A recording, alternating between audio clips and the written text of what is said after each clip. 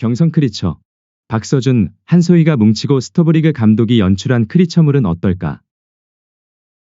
19일 오전 서울 원효로 용산 레이어 20 스튜디오에서는 넷플릭스 오리지널 시리즈 경성 크리처의 제작 발표회가 진행됐다. 이 자리에는 주연 배우 박서준, 한소희, 수연, 김혜숙, 조한철, 정동윤 감독 등이 참석했다. 경성 크리처는 시대의 어둠이 가장 짙었던 1945년 봄. 생존이 전부였던 두 청춘이 탐욕 위에 탄생한 괴물과 맞서는 이야기를 그린다. SBS 스토브리그 정동윤 감독과 낭만닥터 김사부 시리즈 강은경 작가가 의기투합해 1945년 봄의 화려한 본정거리부터 거대한 비밀을 감춘 옹성병원까지 전 세계를 집어삼킬 강렬한 스토리를 탄생시켰다. 대한민국 대표 청춘 스타 박서준, 한소희와 탄탄한 연기력의 글로벌 인지도까지 겸비한 수연, 김혜숙, 조한철, 위아준이 다채로운 캐릭터를 소화하며 작품을 이끌어간다. 시대극과 크리처가 만나 시선을 사로잡는 프로덕션과 독보적인 스토리텔링, 압도적인 몰입감을 선사할 예정이다.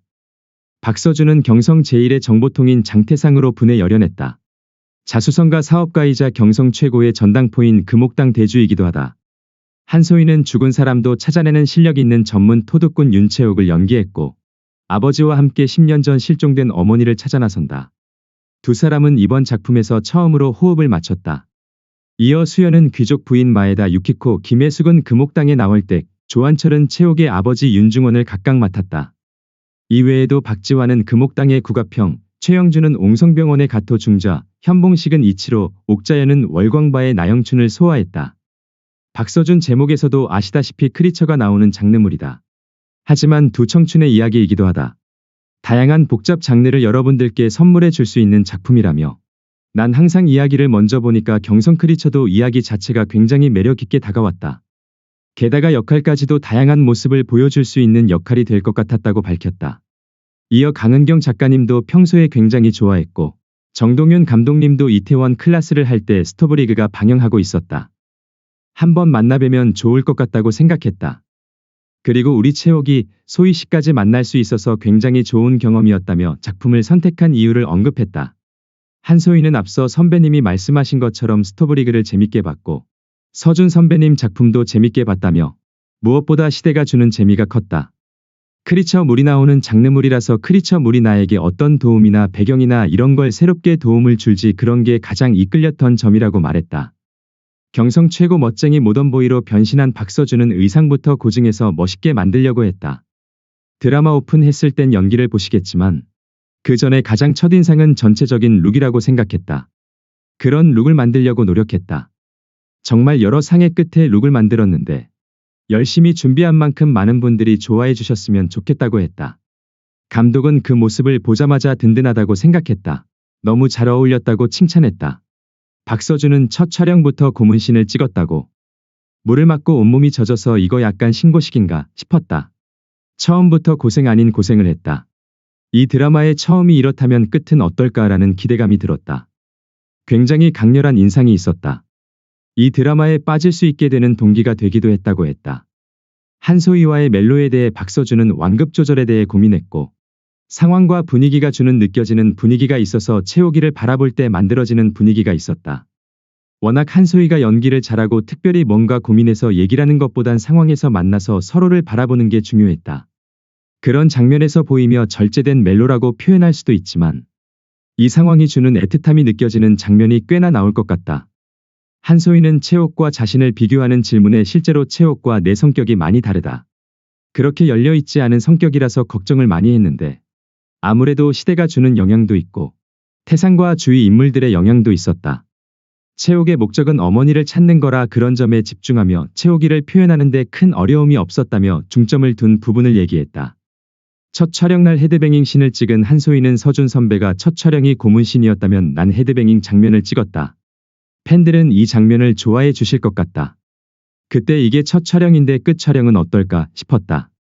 목에 점점 담이 오기 시작하고 그 다음 날은 목을 돌리지 못하는 지경에 이르렀다며 그런 감독님의 집요함이 그 씬을 만들었다고 생각한다. 집요함이 참 좋다. 나도 욕심이 많이 났던 씬이라서 감독님도 같이 욕심을 내지 않으셨을까 싶다고 만족했다. 앞서 한소희는 경성 크리처 액션 촬영 중 눈 주위에 부상을 당했다. 지난해 8월 소속사 나이나토 엔터테인먼트는 OSEN의 한소희가 오늘 오전 경성 크리처 액션신을 촬영하다 눈에 부상을 입었다고 전했다. 소속사 측은 수술까지 가는 큰 부상은 아니고 경미한 부상이다. 곧바로 인근 병원으로 이동해 응급처치를 했고 휴식 중이라며 오늘 바로 촬영을 복귀하는 건 힘들 것 같고 며칠 상황을 지켜보다가 복귀할 예정이라며 촬영 일정에는 지장 없을 것이라고 덧붙였다. 한소희는 부상은 액션을 함에 있어서 나만 다치는 게 아니고 스턴트팀도 다치고 액션에 참여하는 모든 배우들이 다친다. 안 다치고 액션을 할 순 없다. 아무리 준비를 잘해도 촬영을 시작하면 모두가 진심으로 임하기 때문이다. 그래도 내가 한 가지 간과했던 사실은 내가 할 수 있는 것과 못하는 걸 구분해서 했으면 부상을 피해갈 수 있지 않았을까 하는 생각도 든다고 밝혔다. 또한 내가 몸을 불사지른다고 다 되는 건 아니다.